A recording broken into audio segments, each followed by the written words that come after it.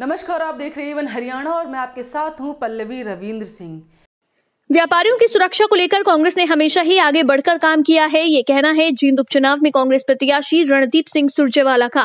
वो चुनावी प्रचार के दौरान एक सभा को संबोधित कर रहे थे। व्यापारी वर्ग के द्वारा बुलाई गई इस सभा में चीन के अलावा अन्य क्षेत्रों से भी व्यापारियों ने पहुंचकर जींद चुनाव में रणदीप सिंह सुरजेवाला का खुला समर्थन किया।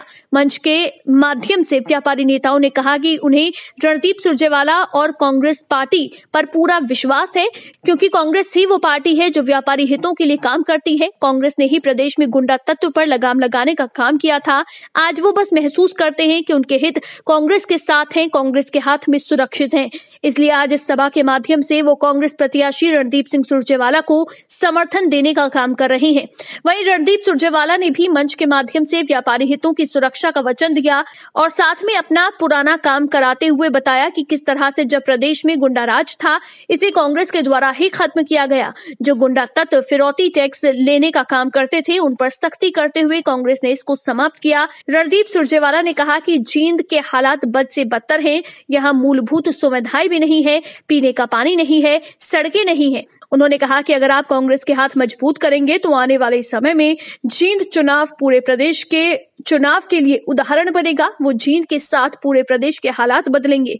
रणदीप सुरजेवाला ने अस्पताल के बारे में कहा कि जहां कभी 56 डॉक्टर होते थे, वहां आज सिर्फ 14 डॉक्टर काम कर रहे हैं, जो स्वास्थ्य व्यवस्था को खुला अंगूठा दिखाने के बराबर है। मैं आपको इसलिए ये भी कहना चाहता हूँ, ये चुनाव मेरे साथ साथ अपने पूरे जिले, इलाके और पूरे प्रांत की दिशा और दशा दोनों का निर्णय करेगा। और मैं आपको एक बात कह सकता हूं, मेरे से पहले बोलते हुए साथी कह भी रहे थे कि शरीर में खून के आखिरी कतरे तक जितनी ताकत है, उतनी ताकत से अपने शहर और अपने इलाके का नव निर्माण आपको करके दिखाऊं।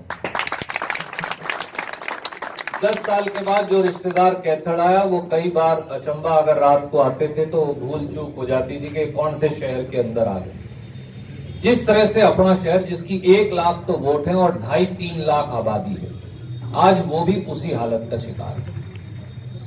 सबसे पुराना जिला, आज तक भी पीने का पानी नहर का अपने पूरे जिले के अंदर, अपने शहर के अंदर ही नहीं। 2-3 बस्तियां अगर मैं छोड़ दूं तो बाकी सब आर्सेनिक का पानी है जो हम ट्यूबवेल से पी रहे हैं, मजबूर हैं, कोई चारा नहीं, सब आरओ लगाते हैं, उससे पीते हैं। ये एक मूलभूत बात है। इलेक्ट्रिसिटी रिंग नहीं है शहर की तरफ, चारों तरफ, क्योंकि जब तक आप एक सब स्टेशन फेल हो जाए, दूसरा बना चालू हो जाए, दूसरा डाउन हो, तीसरा चालू हो, तीसरा हो, चौथा चालू हो जाए, जब तक ये व्यवस्था नहीं करेंगे, तब तक शहर की पूरी व्यवस्था चुस्त दुरुस्त हो ही नहीं सकती।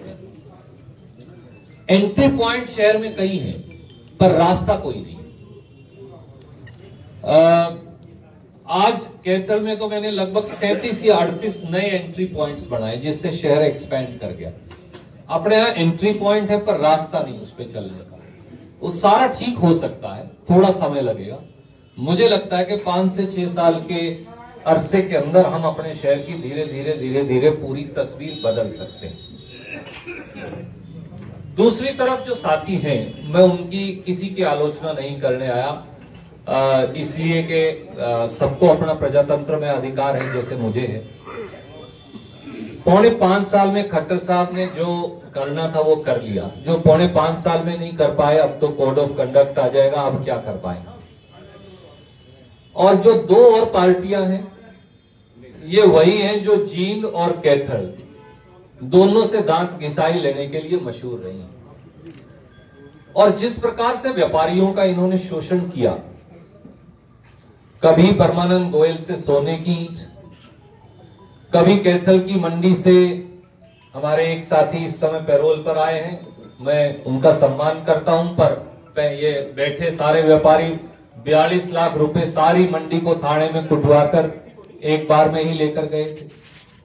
जिस प्रकार से जींद में, कैथल में, नरवाना में, उचाना में व्यापारियों की हत्याएं हुई, जिस प्रकार से संगठित अपराध पनपता था, जिस प्रकार से शाम को बहन बेटी, छोड़िए व्यापारी भी अगर घर से बाहर होता तो परिवार के सदस्य कहते थे 6 बजे तक उल्टा आ जाना, उसके बाद हमें नहीं पैसे चाहिए, कोई कमाई की जरूरत नहीं।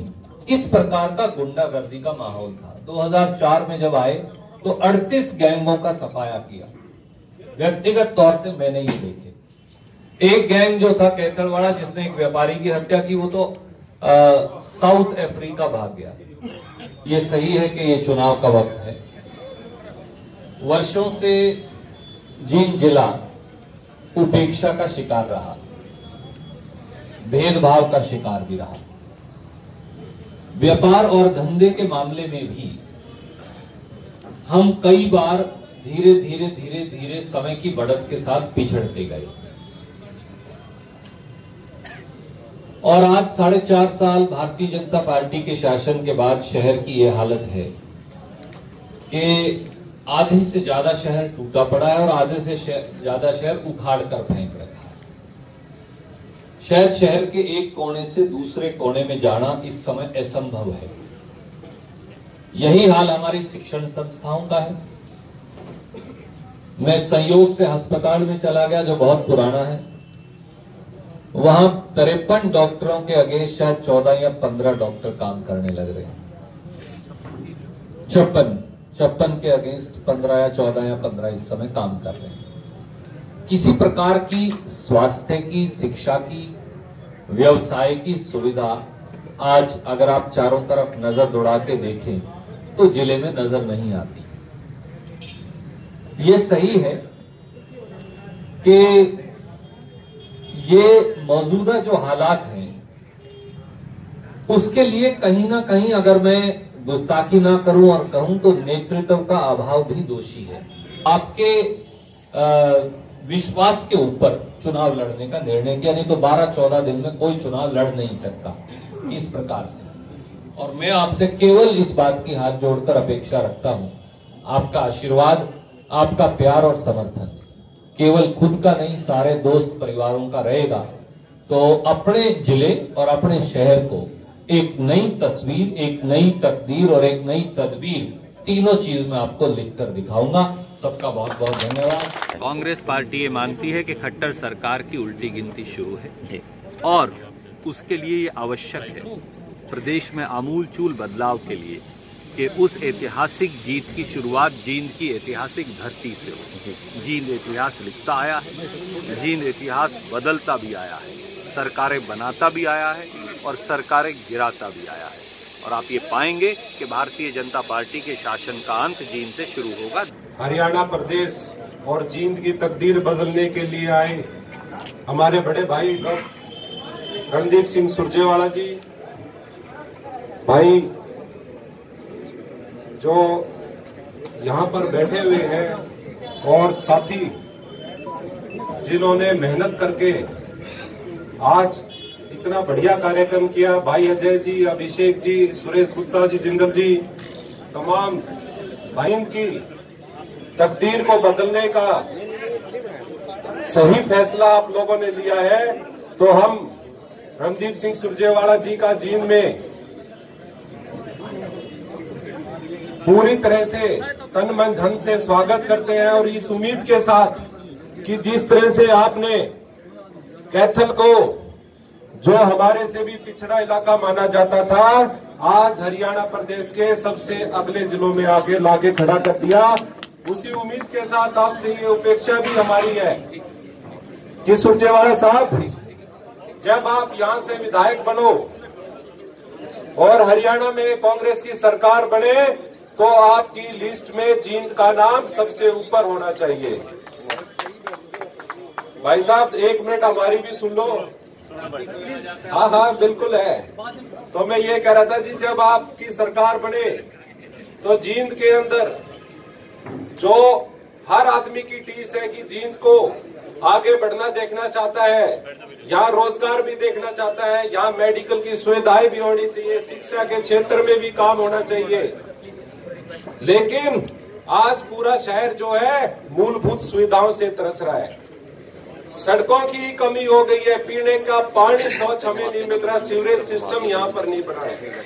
तो मैं तो ये उम्मीद आपसे करता हूँ और ये आश्वासन आज व्यापारी भाइयों के बीच में आपसे लेना चाहते हैं कि जब सरकार आए तो आप जींद को कैथल से भी आगे पहुंचाने का आप काम करें।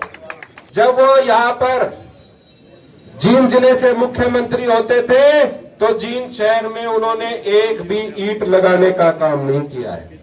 सिर्फ और सिर्फ यहां से थैलियां भरकर वो लोग ले जाते थे और जब देने की बारी आती थी तो सिरसा में यूनिवर्सिटी खोलने का काम करते थे।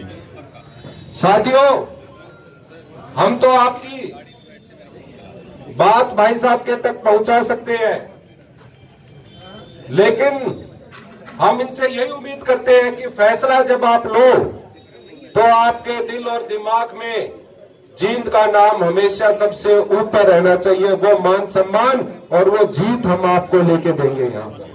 तो मैं सारे भाइयों का दिल से स्वागत करता हूं कि इतने खुले दिल से आकर आप लोगों ने भाई साहब का हौसला और जोश बढ़ाया है। तो आने वाले 28 तारीख को जब ढोल भरे जाएंगे तो भाई कांग्रेस नजर आएगी, दूसरी पार्टी कहीं नजर नहीं आएगी। रणदीप सुरजेवाला ने कुल मिलाकर इस सभा में व्यापारी हित, आमजन के हितों को कांग्रेस की प्राथमिकता बताते हुए वोट की अपील की।